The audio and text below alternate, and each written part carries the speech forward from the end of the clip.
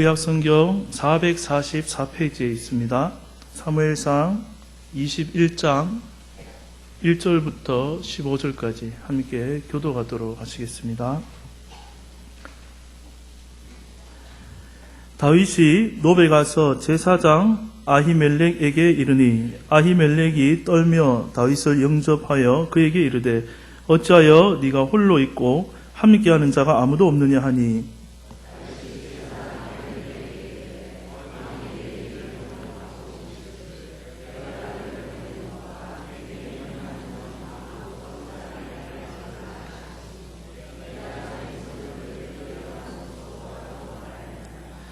이제 당신의 수중에 무엇이 있나이까? 떡 5덩이나 무엇이나 있는 대로 내 손에 주소서 하니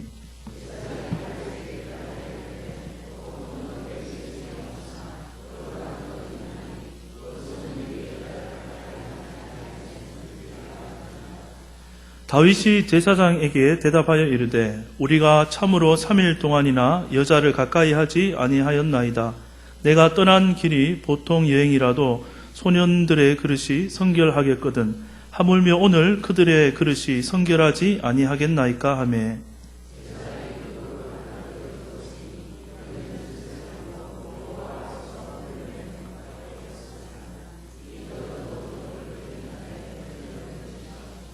그날에 사울의 신하 한 사람이 여호와 앞에 머물러 있었는데 그는 도액이라 이름하는 에돔 사람이요 사울의 목자장이었더라.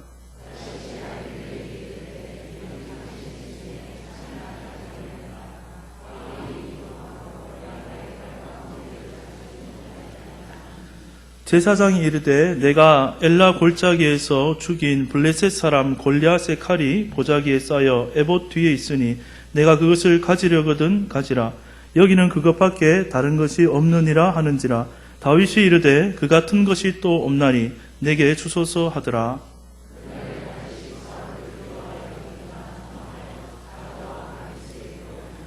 아기스의 신하들이 아기스에게 말하되 이는 그 땅의 왕 다윗이 아니니까. 무리가 춤추며 이 사람의 일을 노래하여 이르되 사울이 죽인 자는 천천히요 다윗은 만만이로다 하지 아니하였나이까 한지라.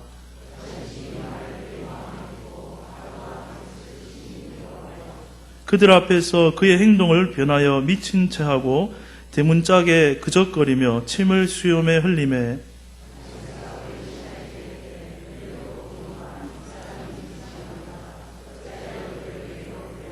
함께 보겠습니다. 내게 미칠 광의가 부족하여서 너희가 이 자를 데려다가 내 앞에서 미친 짓을 하게 하느냐. 이 자가 어찌 내 집에 들어오겠느냐 하니라. 아멘. 우리 이 시간에는 남아공에서 선교하시고 우리의 파송 선교사님이신 김광락 선교사님께서 나오셔서 시련 가운데 주시는 은혜라는 제목으로 말씀 전해주시겠습니다.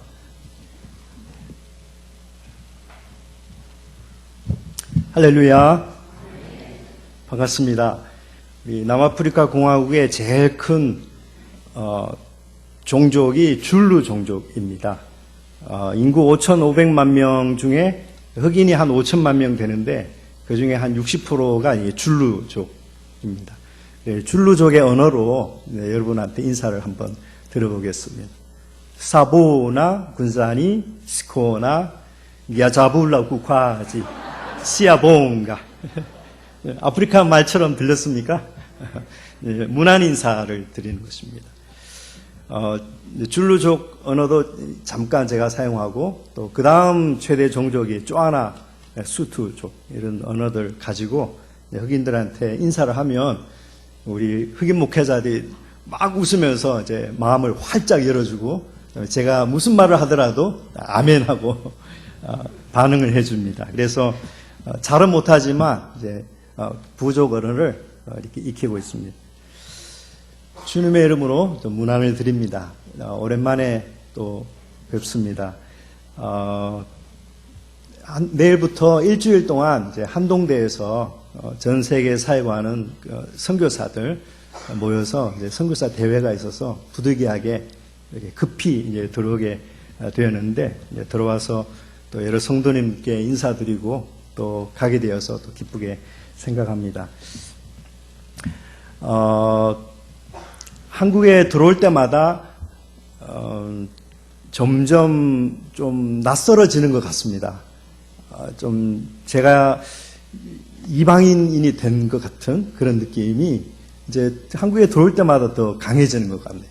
그래서 한국말로 공항에서부터 막 이야기하는 게 요즘 너무 이상하게 들리고, 또 한국말로 설교하는 것도 이상하고, 또 한국말 자꾸 듣는 것도 이상하고, 제가 오히려 이방인이 된 것 같은 그런 느낌으로 있는데, 이 교회에서 이렇게 저를 또 반가워해 주시고 또 인사해 주시니까 굳었던 제 마음도 스르륵 녹고, 이게 하나님이 저한테 주시는 위로가 아닌가, 그런 생각해 봅니다.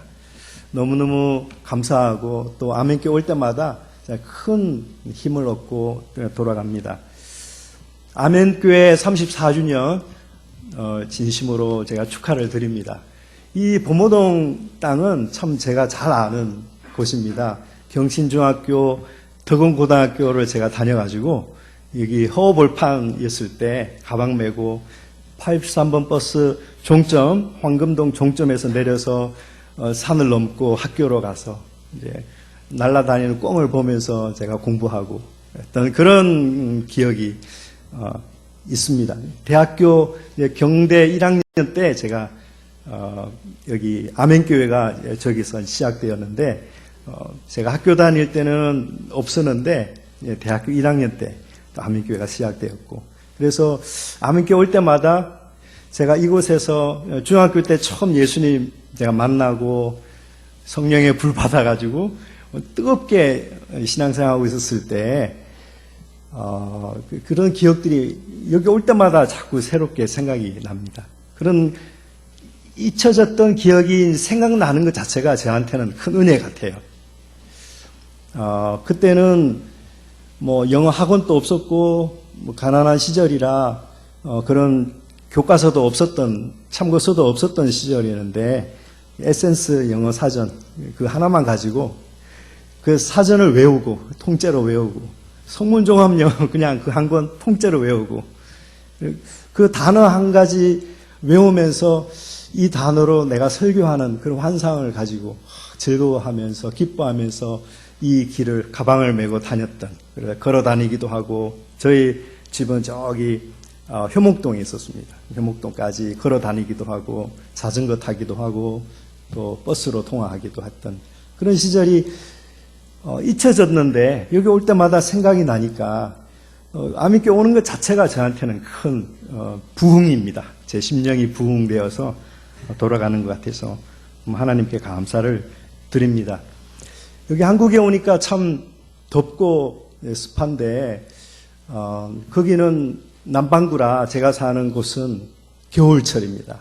그래서 지금은 춥고 견조한 겨울철인데, 아침에 일어나 보면 살얼음이 이렇게 밖에 아주 심하면 이제 수도가 얼어서 물이 나오지 않을 정도로 그렇게 많이 내려가면 영하 한 6, 7도 내려가고, 요즘은 뭐 영하 한 1도, 2도 이렇게 내려갑니다. 낮에는 또 영상 한 20도, 18도 이렇게 일교차가 굉장히 심한, 그리고 건조한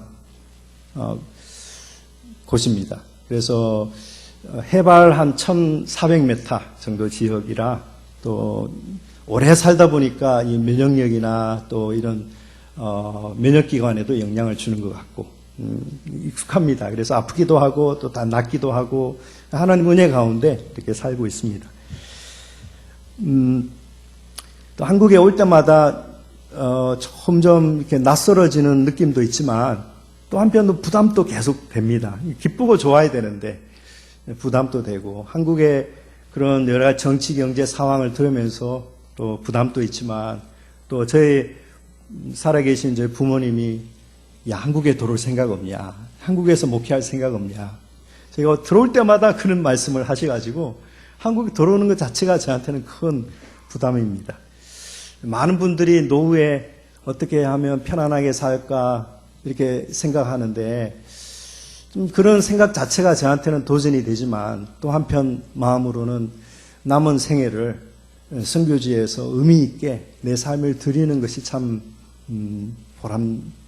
되고 의미 있는 삶이다. 또 그런 생각을 가져서 주변에서 친구들이나 또 저희 부모님이나 동기들이 들어와서 사역을 하라고 목회를 하라고 해도 저항하면서 나는 내 삶을 복음이 필요한 곳에서 드리고 싶습니다. 또 그렇게 제 심적으로 대답을 하곤 합니다.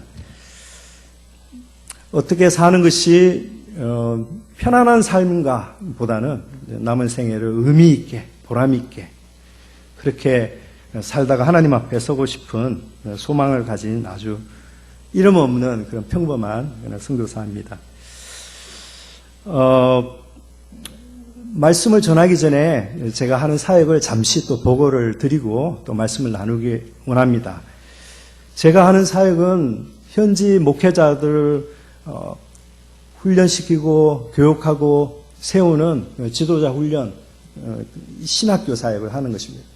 제가 혼자 1인 교장 그래서 신학교에 건물도 있는 것도 아니고 여러 교수진도 있는 것도 아니고 저 혼자 모든 과목을 다 가르칩니다. 그래서 성경 해석학, 신약, 구약, 설교학, 조직신학, 영성학, 교회 행정학, 목회학, 교육학, 기독교 교육학, 상담학, 제자훈련, 비교, 종교, 선교학, 교회 역사, 교회사 이거를 혼자서 제가 다 강의를 합니다. 영어로 강의를 하면 학생들이 주로 목회자들이니까 도시에 있는 목회자들은 제 영어 강의를 잘 알아듣고요. 시골로 가면 목사들이라도 제 영어를 못 알아듣습니다. 시골 지역으로 가면 통역을 세워서 또 제가 영어로 강의하면 또 줄루족이나 수투어, 쪼아나어로 또 통역을 해서 또 강의를 하고 또 그런 사역을 한 1년 반 하면 졸업을 하고 또 심화 교육을 해서 또 한 1년 반 해서 최종 한 3년 정도 이렇게 해서 2번 정도 졸업을 이렇게 해서 목회자들 기존에 목회하는 사람들 담임 목사, 부목사, 전도사가 주로 제 학생들입니다. 강의를 하고 졸업을 하면 그들이 현장에서 다시 목회를 잘 할 수 있도록 제가 점검도 해주고 도와주고 하는 그런 신학교 사역을 하고 있습니다. 한 1년 반 정도 이렇게 같이 꾸준히 일주일에 한 2번, 3번 이렇게 만나서 공부를 하다 보면 보입니다. 다 목사들이고 전도사들이고 부목사들이지만 같이 공부를 하다 보면 기본적으로 이분의 능력, 성실성 이런 것들 다 보이죠. 그러면 제 마음에 새겨지는 한 사람이 있을 것입니다. 대부분은 출석을 제일 잘하는 사람이 제일 실력도 있고 리더십도 있고 또 영적인 영향력이 있는 분들이더라고요. 그래서 그렇게 한 사람 내 마음에 새겨지면 그러면 제가 늘 하나님 앞에 기도하기를 하나님 이 사람은 제가 마음에 염두에 두고 있는데 이분을 위해서 제가 뭔가를 좀 도와드리고 싶은 일이 있습니다 하면 졸업 이후에 또 한 번 더 기회를 주죠. 그러면 다음에 또 클래스를 또 열어서 여러 학생들 또 소집 불러 모아서 클래스를 여는데 조교로 세워서 강의도 한번 시켜봅니다. 그렇게 해서 한 3년 정도 같이 공부를 같이 하다 보면 서로 신뢰하는 그런 생기는데 그러다 보면 이 사람에게 내가 뭔가 해주고 싶다. 그러면 틈만 나면 제가 차에다가 냉장고니 안 쓰는 그런 옷이라든지 뭐 그런 것들을 다 해가지고 또 주기도 하고 또 교회 방문해서 또 제가 설교하기도 하고 또 하나님 이분을 위해서 제가 예배당을 지어주고 싶은데 하나님 좀 도와주세요. 그러면 또 하나님께서 또 길을 열어주셔서 또 예배당을 지을 수 있도록 또 많은 분들도 세워주시기도 하고 그래서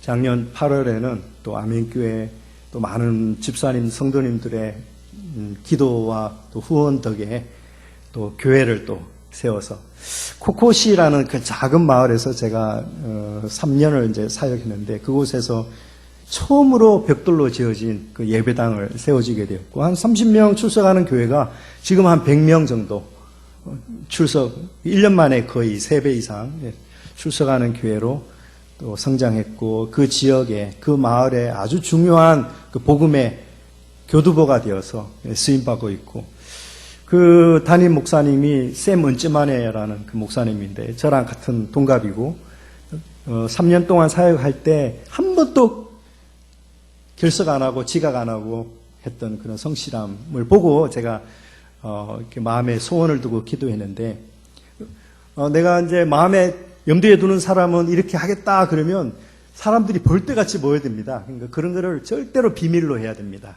그래서 비밀로 하고 하나님과 저만 이렇게 아는 걸로 이렇게 해야 되는데, 그게 통과된 분이에요. 지금도 아주 목회 잘하고 있고 성실하게 하고 있고, 또 늘 저하고 좋은 소식을 주고받습니다. 코코시 마을의 코코시 교회는 은혜 가운데 잘 진행되고 있습니다.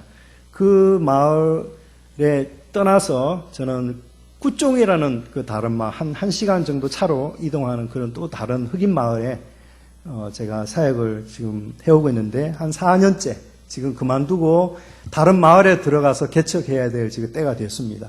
그 마을에서도 지금 한 3번 정도 졸업식을 하면서 제 마음에 둔 그런 제자이면서 또 목회자가 있는데, 저랑 한 살 밑에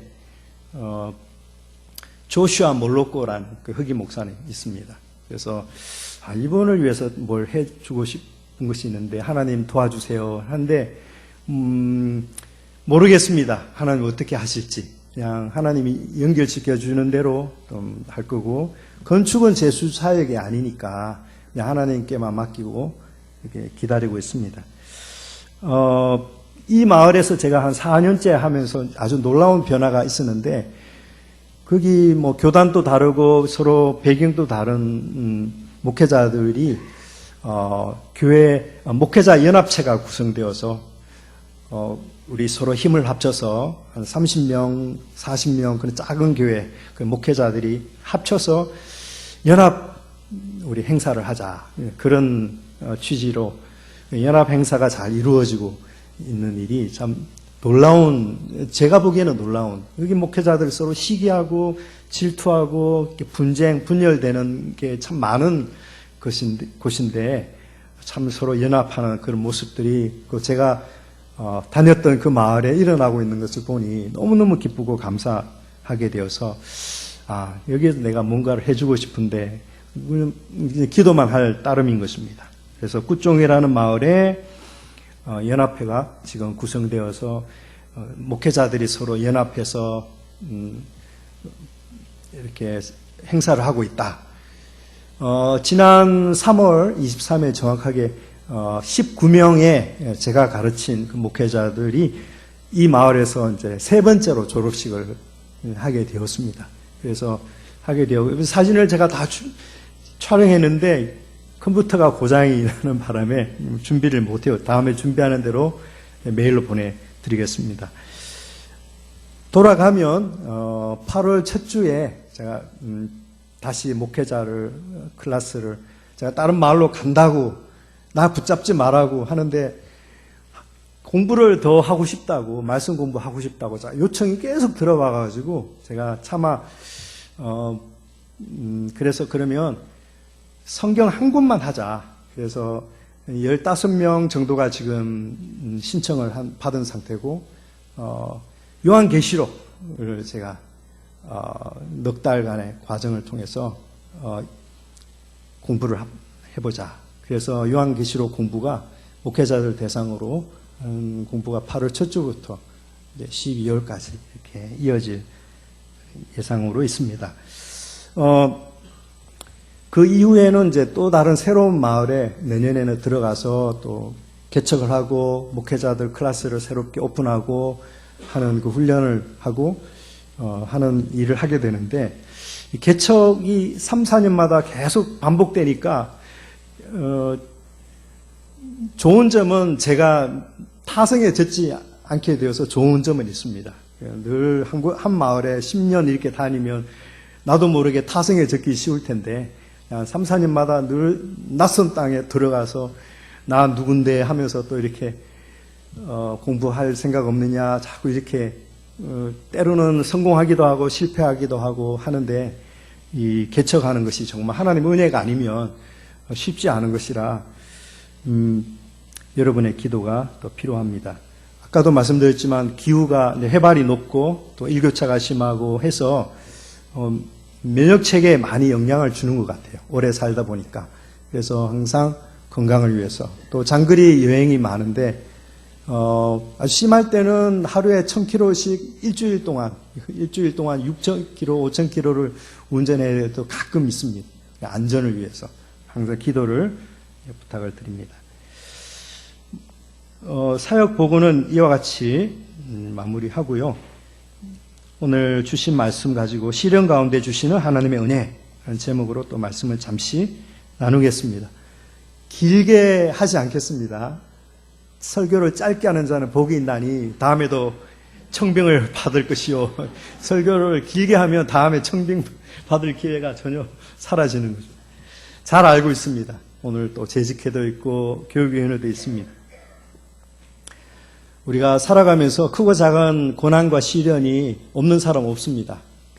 내가 고난을 당하면 고난 당하는 사람의 심리는 그렇습니다. 나만 이런 고생을 하고 나만 이런 고난을 겪는다라는 생각이 있습니다. 그게 고난을 당하는 사람은 그런 생각을 갖게 됩니다. 그럼 우리가 알아야 되는 것은 나만 이런 고난 당하는 것이 아니고 알고 보면 크고 작은 어려운 시련을 겪고 있는 사람들이 주변에 참 많습니다. 우리가 알아야 될 것이 있는데 우리가 당하는 고난이 크게 두 가지가 있습니다. 하나는 내 잘못과 내 죄로 인해서 당하는 고난이 있습니다. 또 다른 한 가지는 내가 잘못하지 않았는데 억울하게 내가 실수하지도 않았고 잘못하지 않고 죄를 지은 것도 없는데 억울하게 당하는 그런 시련과 고난이 또한 있는 것입니다. 그러면 우리가 어떻게 구분해야 될까요? 그러면 내가 내 죄로 인해서 당하는 고난인지 아니면 정말 억울하게 혹은 하나님의 뜻대로 내가 고난을 당하는 줄을 내가 어떻게 알 수 있을까요?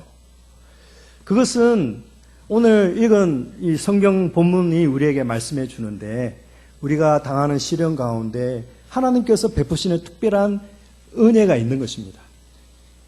시련을 당하는 것은 같지만 시련 가운데 주시는 하나님의 특별한 은혜가 있는 줄을 보면 내가 당하는 고난이 하나님의 뜻대로 당하는 고난이구나 라는 것을 알고 고난 중에서도 절망하지 않고 좌절하지 않고 오히려 하나님 앞에 감사하면서 영광을 돌릴 수가 있게 되는 것입니다. 그것이 무엇인가? 오늘 사무엘상 21장 이 다윗이 받은 고난 중에 겪은 하나님의 은혜를 우리가 알아야 되는 것입니다. 다윗은 자신의 의도와 상관없이 고난의 그런 상황에 지금 들어가게 되는 것입니다. 사울이 자신을 죽이려고 하니까 푸득불 다윗은 도망갈 수밖에 없었고 도망 다니면서 시련을 겪게 되는 것입니다. 왜 그럴까?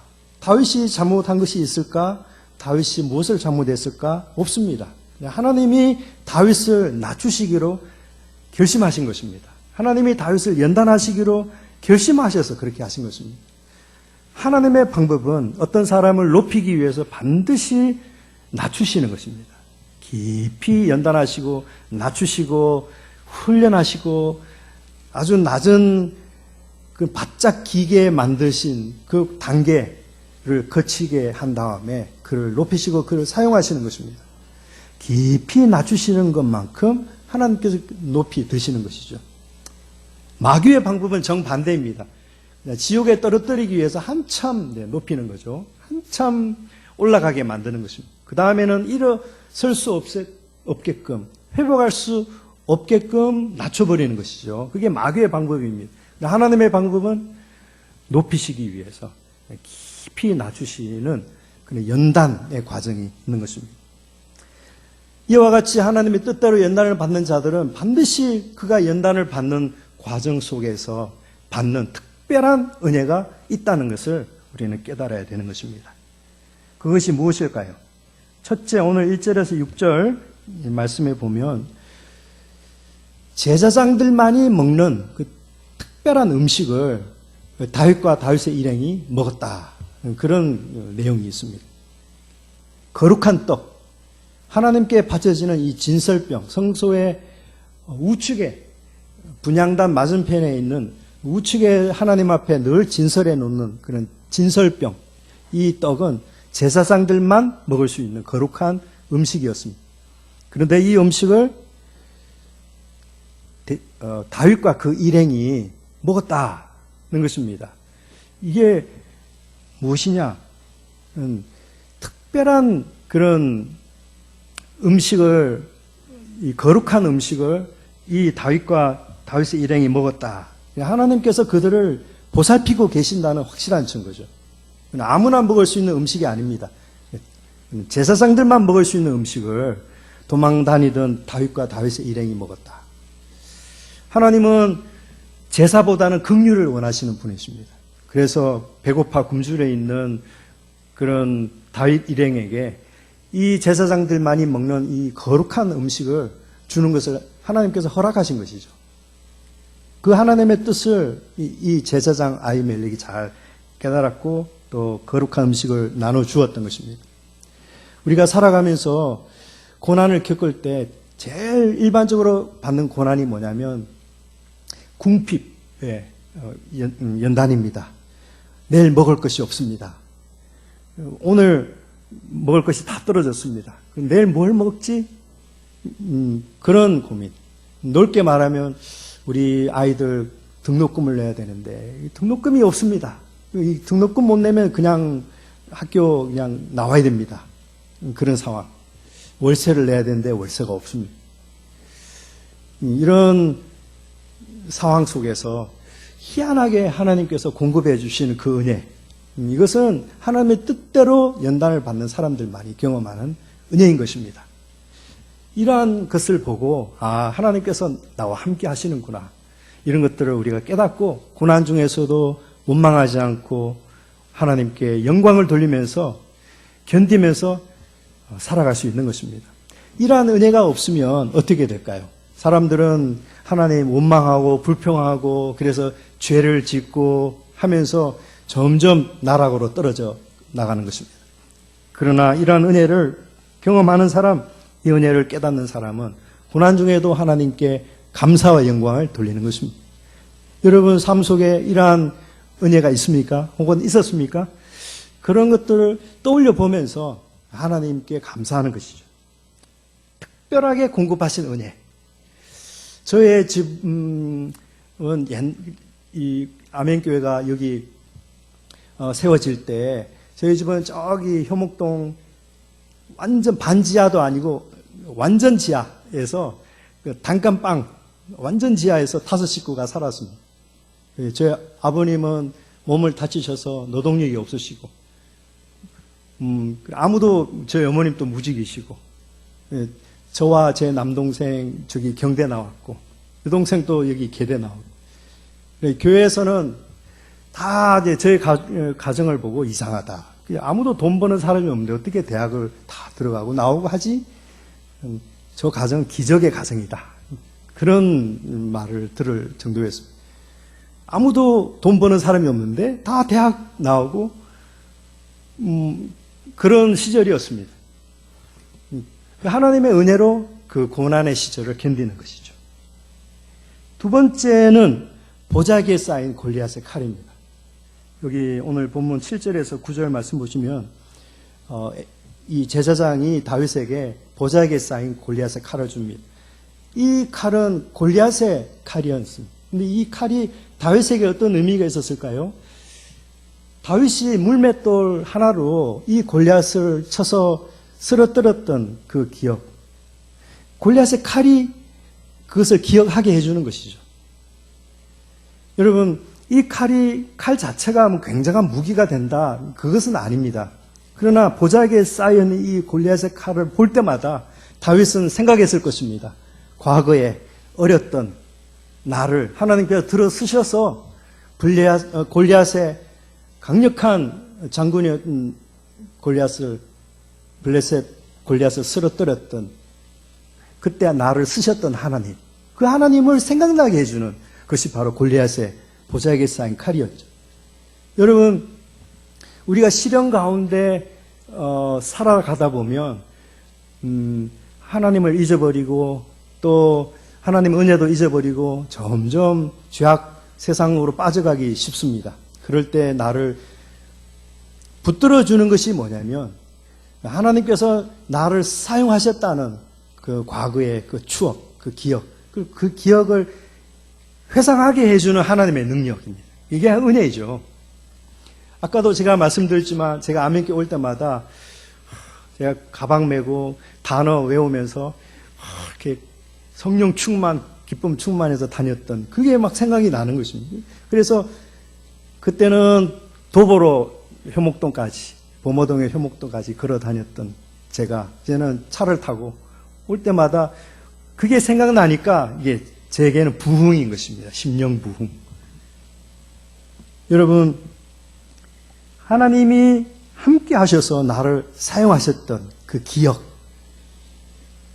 그 기억을 유지시켜주는 무언가, 그것이 하나님의 은혜인 것이죠. 그것이 있다면 우리는 시련 속에서도 참고 견디면서 우리는 하나님과 동행할 수 있는 것입니다.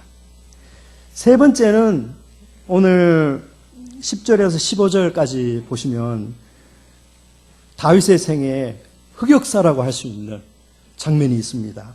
블레셋 왕 아기스 앞에서 연기하면서 미친 척 연기하면서 침을 질질 흘리면서 어기적거리면서 그 앞에 빠져나와야 했던 그 다윗의 흑역사가 기록되어 있습니다. 근데 이게 은혜인 것입니다. 이게 왜 은혜냐면 미친 척 하면서 그 아기스 왕 앞에서 연기하면서 미친 자라고 손가락질 받으면서 도망쳐 나와야 했던 그 순간이 다윗에게 은혜인 것입니다.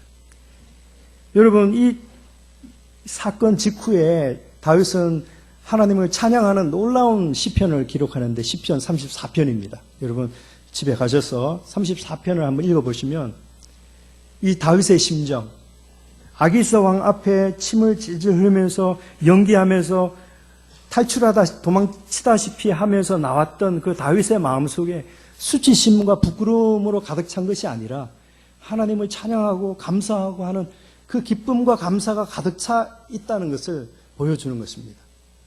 너희는 하나님의 선하심을 맛보알지어다. 그에게 피하는 자는 복이 있도다. 젊은 사자는 줄일지라도 하나님을 찾는 자는 줄이지 않을 것이다. 여러분, 내 심령이 하나님을 찬양할 것이다. 시편 34편 보면 하나님을 찬양하는 다윗의 심정, 바로 이때 기록된 것입니다. 여러분, 이게 왜 그럴까? 이게 왜 은혜일까요? 어떻게 보면 참 창피한 일 아닙니까? 다윗이 왕 앞에서, 그것도 블레셋 왕 앞에서 이렇게 미친 척 하면서 연기를 해야 했던 부끄러운 역사가 오히려 하나님의 은혜를 기억나게 해주는 역사인 것입니다. 너무 고난이 심하니까 사울이 추격해오고 이러다가 죽겠다 싶으니까 이럴 바에는 그냥 블레셋에 망명하자. 그래, 망명 신청하러 갔는데 블레셋 좌우의 신하들이 이 사람은 사울은 천천히요, 다윗은 만만히로다 했던 바로 그 다윗 아닙니까? 그러니까 이제 다윗이 정신이 바짝 든 것이죠. 내가 누구인지를 깨달은 것입니다. 고난 속에 있을 때는, 시련을 당하고 살아갈 때는 내가 누구인지를 잊어버립니다. 그리고 하나님이 나를 어떻게 보시는가도 잊어버립니다. 하나님이 나를 잊으신 거 아닌가 이렇게 생각할 수 있습니다. 그런데 그 고난 당할 때 내가 누구인지 생각나게 해주는 그런 말들, 그런 사건들, 이게 은혜인 것입니다.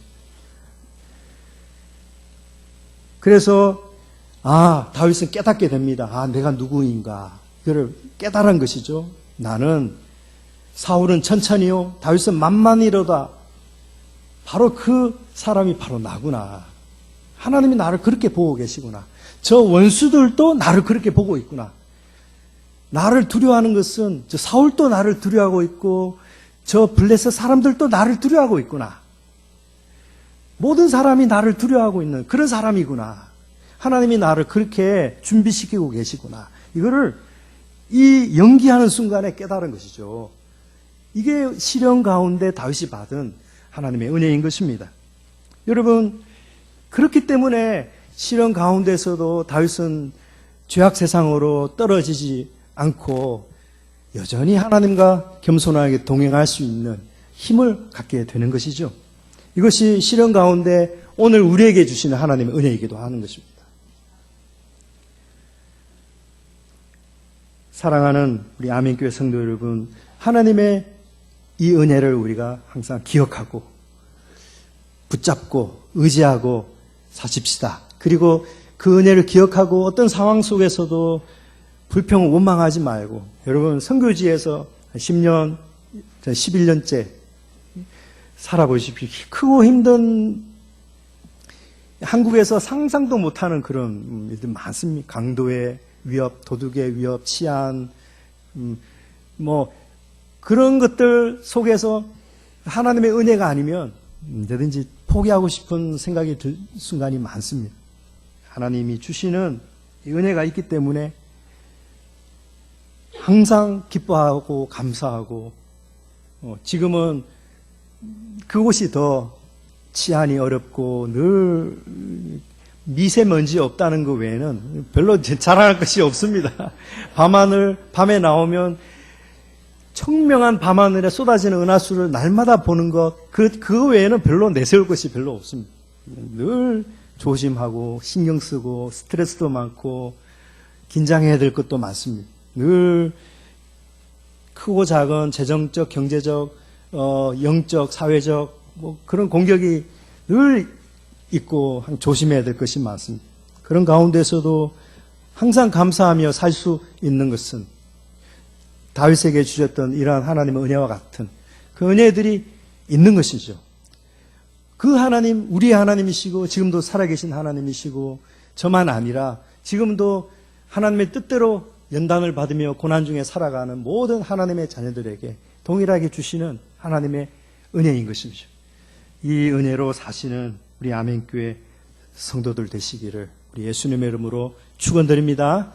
기도하겠습니다. 자비하신 하나님 아버지 은혜와 사랑을 감사합니다. 크고 작은 어려움 속에 있어도 우리가 불평하지 않고 원망하지 않고